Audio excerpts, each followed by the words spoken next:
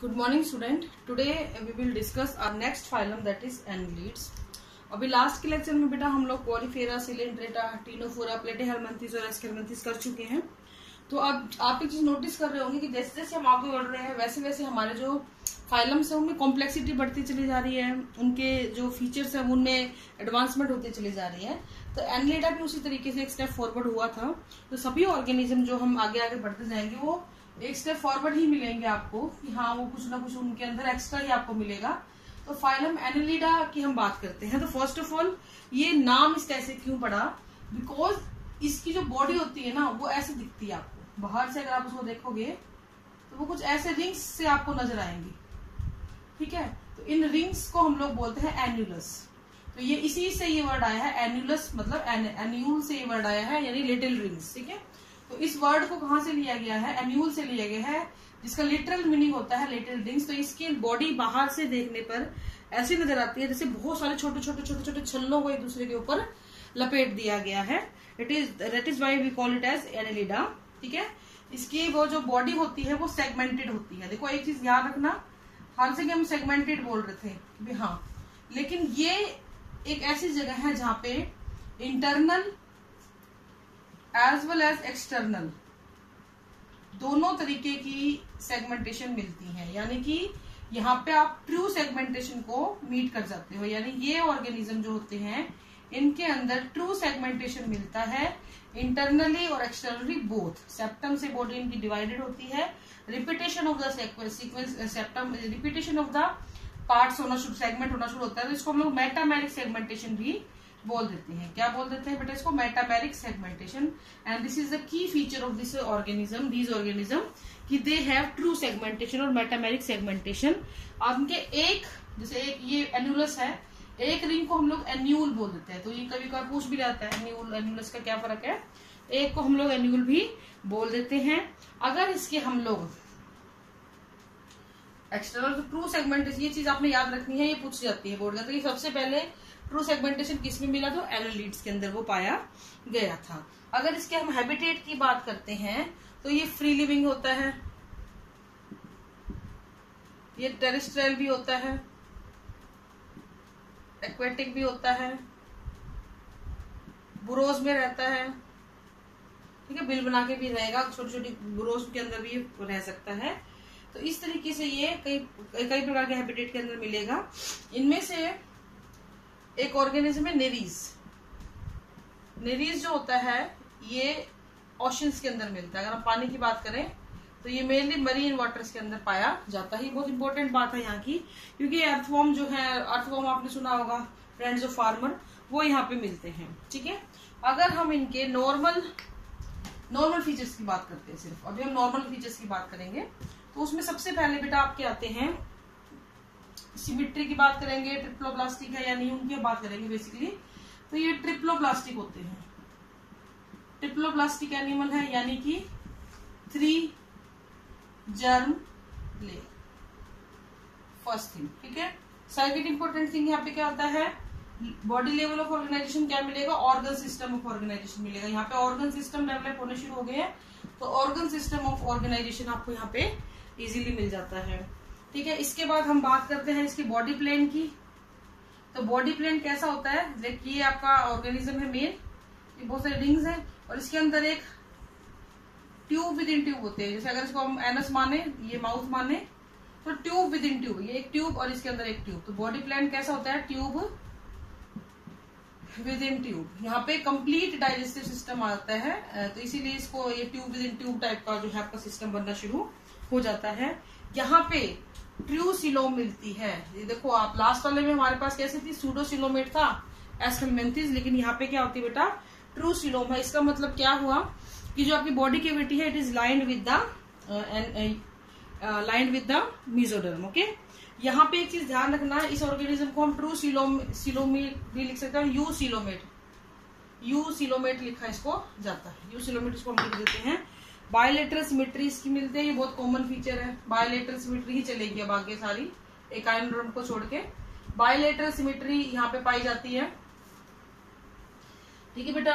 Next अगर हम इसकी बात करते हैं सिलोम की, तो सिलोम किस प्रकार की होती है, शाइजोसिलोमिक। ये नीट वगैरह में कभी पूछ जाता है साइजोसिलोमिक सिलोम होती है। आपको तो मेन चीज तो यही याद रखना है कि यहाँ पे ट्रू सिलोम मिलनी शुरू हो जाती है। बायलेटरल सिमेट्री की इसकी हम बात करें, अगर हम लोग इसके लोकोमोटरी ऑर्गन्स की बात करें, लोकोमोटरी ऑर्गन्स क्या होते हैं बेटा? वो सभी ऑर्गन जिनकी हेल्प से ये मूव कर पाता है या चल पाता है, तो उसको हम लोग बोलते हैं लोकोमोटरी ऑर्गन। तो इसके पास लोकोमोटरी ऑर्गन के लिए होते हैं सीटे, पैरापोडिया, सकर्स एंड मसल्स। इन सब की हेल्प से ये ऑर्गेनिज्म जो है मूव कर सकता है। लेकिन सारे के सारे एक में मिले ऐसा जरूरी नहीं है, किसी में एक मिलेगा, किसी में दो मिलेंगे, किसी में इनमें से 3 मिल सकते हैं। सभी के सभी एक ही ऑर्गेनिज्म मिले ऐसा नहीं होता है यहाँ पे, ठीक है। तो these are the locomotory organ. अगर हम इसके रेस्पायरेशन की बात करें तो एक चीज हमेशा ध्यान रखना बेटा, अगर ऑर्गेनिज्म बहुत बड़ा नहीं है और उसकी बॉडी सरफेस इतनी है कि अपनी रिक्वायरमेंट को वो बॉडी सरफेस से ही पूरा कर लेता है, तो उसको रेस्पायरेटरी ऑर्गन की इतनी कोई खास आवश्यकता पड़ती नहीं है। तो यहाँ पर भी एस्केलमेंथिस की तरह रेस्पायरेटरी ऑर्गन जो होंगे वो बहुत ज्यादा नहीं मिलेंगे आपको, ठीक है। तो रेस्पायरेटरी ऑर्गन्स नहीं मिलते हैं। सर्कुलेटरी सिस्टम यहाँ पे डेवलप हो जाता है। देखो ये बड़ी इंपॉर्टेंट बात है कि सर्कुलेटरी सिस्टम यहाँ पे मिलना शुरू हो गया है। और ये सर्कुलेटरी सिस्टम होता है बेटा क्लोज्ड टाइप का। क्लोज्ड टाइप का मैं आपको पहले बता चुकी हूँ। जब ब्लड जो है ब्लड वेसल्स के अंदर, क्या आर्टरी के वेन्स जैसे होती है ना अपने अंदर, वैसे ही ब्लड वेसल्स के अंदर अगर ब्लड फ्लो करना शुरू कर दे तो उसको हम क्या बोलेंगे? क्लोज टाइप का बोलेंगे। तो अर्थवर्म के अंदर ही मेनली मिलता है क्लोज टाइप का। यहाँ पे 4 हार्ट पाए जाते हैं। अर्थवर्म के अंदर 4 हार्ट पाए जाते हैं। कैपिलरीज मिलती हैं। इसके अलावा फाइकोइरिथ्रिन मिलता है, ठीक है। पिगमेंट होता है रेड पिगमेंट, हीमोग्लोबिन, ठीक है। अब आपको ये बात अच्छे से पता है कि अपना जो हीमोग्लोबिन है वो आरबीसी के अंदर मिलता है, लेकिन यहाँ पे ये जो पिगमेंट होते हैं they are found in plasma. ये ध्यान रखने वाली बात है, यहाँ पे ये प्लाज्मा में मिलेंगे। प्लाज्मा के अंदर ही आपको ये तैरते हुए दिखेंगे। अगर हम डाइजेस्टिव सिस्टम की बात करें तो मैं बता चुकी हूँ आपको, ट्यूब विद इन ट्यूब है, यानी कि कंप्लीट डाइजेस्टिव सिस्टम होता है। Start with mouth and ends up in anus, okay. Next बात आती है आपकी नर्व कोड, नर्वस सिस्टम की। तो यहाँ पे nerve code, dorsal nerve code, nerve ganglia, nerve ring, ठीक है। इस तरीके की सारी चीजें यहाँ पे मिलनी शुरू हो जाती हैं। अब आता है इसका इंपॉर्टेंट, जिसको आपने हमेशा मैं बोलती हूँ याद रखना है, दैट इज एक्सक्रीशन। एक्सक्रीशन यहाँ पे होता है बेटा, बहुत ही इंपॉर्टेंट चीज है, ये बहुत बार पूछी जाती है, बाय नेफ्रीडिया। लास्ट जो हमने कल बताया था एस्केलमेंथिस में क्या था? रेनेटी सेल थी, ठीक है, नेफ्रीडिया। और उससे पहले जो थी वो थी फ्लेम सेल प्लेटिहेलमिन्थिस में। यहाँ पे होगी नेफ्रीडिया। नेफ्रीडिया जो है ये एक्सक्रीशन के साथ साथ एक काम और करता है। ये क्या करता है? एक्सक्रीशन तो ये करता ही करता है, ये ऑस्मो रेगुलेशन का काम भी करता है। तो कहने का मतलब है कि ऑर्गेनिज्म के अंदर, बॉडी के अंदर सॉल्ट्स की जो कंसंट्रेशन अप डाउन हो जाती है ना, ये उसको भी कंट्रोल करने का काम कर देता है। तो ये चीज इसका एक बेनिफिट होता है कि ये osmoregulation as well as excretion दोनों को ही कामों को परफॉर्म करेगा। यहाँ पे अगर मस्कुलर स्ट्रक्चर की बात करें तो यहाँ पे दोनों ही मिलती हैं। लॉन्गिट्यूडिनल मसल्स भी मिलेंगी और सर्कुलर मसल भी मिलेंगी। लेकिन ये चीज ध्यान रखना कि लॉन्गिट्यूडिनल और सर्कुलर का ओरिएंटेशन कैसा होता है। हमारी बॉडी के अंदर सर्कुलर अंदर होती है, लॉन्गिट्यूडिनल बाहर होती है। लेकिन यहाँ पे बॉडी, जैसे ये बॉडी है तो पहले लॉन्गिट्यूडिनल मिलेंगी, ठीक है, और उसके ऊपर आपको सर्कुलर मिलेंगी। तो ये आपको थोड़ा ध्यान रखना है, पहले लॉन्गिट्यूडिनल मसल होंगी, फिर उसके बाद सर्कुलर मसल होंगी। डाइजेस्टिव सिस्टम में आपको बता चुकी हूँ, रेस्पायरेटरी सर्कुलेशन हो गया है। इसके बाद एक्सक्रीशन आपको हो गया, ऑस्मो रेगुलेशन में ये हेल्प करता है। अब बचा आपका रिप्रोडक्शन। रिप्रोडक्शन की अगर मैं बात करूं तो रिप्रोडक्शन जो होता है यहाँ पे 2 तरीके के ऑर्गेनिज्म मिलते हैं। देखो मैं यूजुअली बोलती थी हर्माफ्रोडाइट एनिमल है या नहीं है, तो जो हर्माफ्रोडाइट एनिमल होते हैं उनमें बोथ सेक्सेस आर सेम, ये बताया था हमने। यहाँ पे भी क्या होता है, both sexes are in the same organism, लेकिन किस किस में? अर्थवर्म में 2 ये अलग अलग क्लास है, अब मैं बताऊंगी आगे, और लीच में, जिसको आप जोक बोलते हो। लेकिन जो नेरीज है वो डायोशियस होता है, यानी कि उसने बोला कि मुझे एक साथ नहीं रहना, मुझे अलग अलग होना है, तो मेल और फीमेल दोनों इसके अलग अलग हो जाते हैं। तो नेरीज जो होता है डायशियस होता है, मेल और फीमेल दोनों क्या होते हैं अलग अलग यहाँ पर पाए जाते हैं नेरीज के अंदर।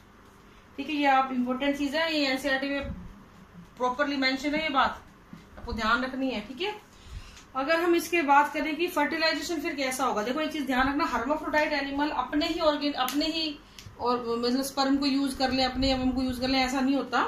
दे are performing the cross fertilization. तो ये ध्यान रखना है, क्रॉस फर्टिलाइजेशन को ये परफॉर्म करते हैं। कहने का मतलब जैसे दो ऑर्गेनिज्म है, दो आगे, ये अपने एनिमल पार्ट से दूसरे से अटैच हो जाएंगे, एक के स्पर्म इसमें, दूसरे के स्पर्म इसमें, तो ये क्रॉस फर्टिलाइजेशन कहलाता है। यानी इसमें भी मेल फीमेल दोनों है, इसमें भी मेल फीमेल दोनों है, तो मेल के इसके स्पर्म यहाँ आएंगे, इसके स्पर्म यहाँ आएंगे, तो ये वेरिएशन लाने के लिए लाई जाती है ये चीज। तो क्रॉस फर्टिलाइजेशन यहाँ पे होता है। इन ऑर्गेनिज्म के अंदर, अर्थवर्म के अंदर खासकर एक्सटर्नल फर्टिलाइजेशन मिलेगा। ये ध्यान रखना, लगता है कि इंटरनल है लेकिन ऐसा नहीं होता, ये एक्सटर्नल फर्टिलाइजेशन होता है। और ये एक्सटर्नल फर्टिलाइजेशन किसके अंदर परफॉर्म कराता है, कोकून के अंदर परफॉर्म किया जाता है। यहाँ पर कोई भी लार्वा स्टेज नहीं मिलती है, अर्थवर्म के अंदर कोई भी लार्वल स्टेज नहीं मिलती है। ठीक है, अगर हम बात करते हैं नेरीज की, तो यहाँ पे जो लार्वा होता है वो होता है ट्रोकोफोर लार्वा। तो यहाँ पे डायरेक्ट और इनडायरेक्ट दोनों तरीके का डेवलपमेंट आपको देखने को मिल सकता है। और नेरीज के अंदर ये जो है, नेरीज के अंदर आपको ट्रोकोफोर लार्वा मिलेगा, जबकि बाकियों में लार्वा बनता ही नहीं है। नेरीज जो है ना थोड़ा सा इम्पोर्टेंस, प्राइम इम्पोर्टेंस रखता है, उसके बारे में मैं थोड़ा सा और आपको बताऊंगी।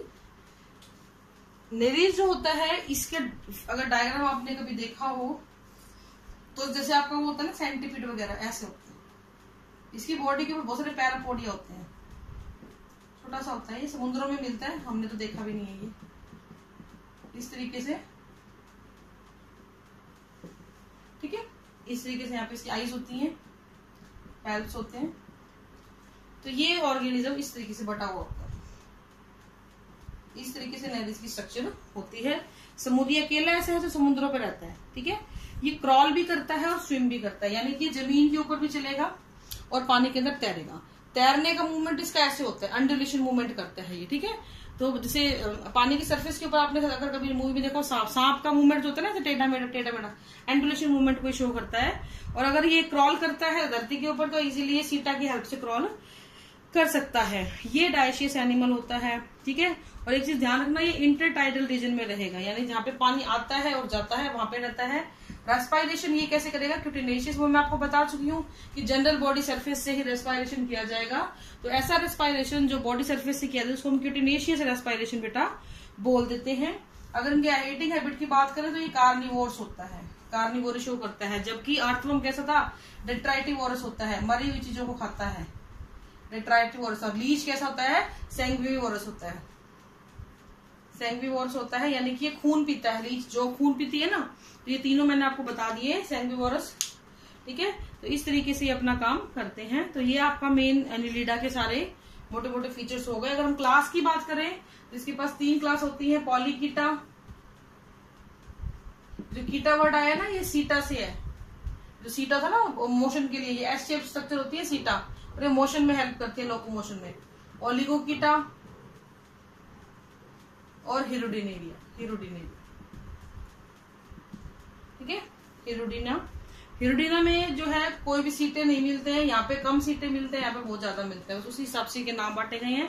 पॉलीगेटा का एग्जांपल है हमारे पास नेरीज, ओलिगोगेटा का है हमारे पास अर्थवर्म, और हिरुडिनेरिया का हमारे पास है लीच। ठीक है, अगर इनके नाम की बात करें तो नेरीज जो तो नेरीज ही बोला जाता है, अर्थवर्म फेरेटिमा पोस्थुमा, और लीच आपका होगा हिरुडिनेरिया। ठीक है, तो आज के लिए इतना ही बेटा। Thank you and have a nice day.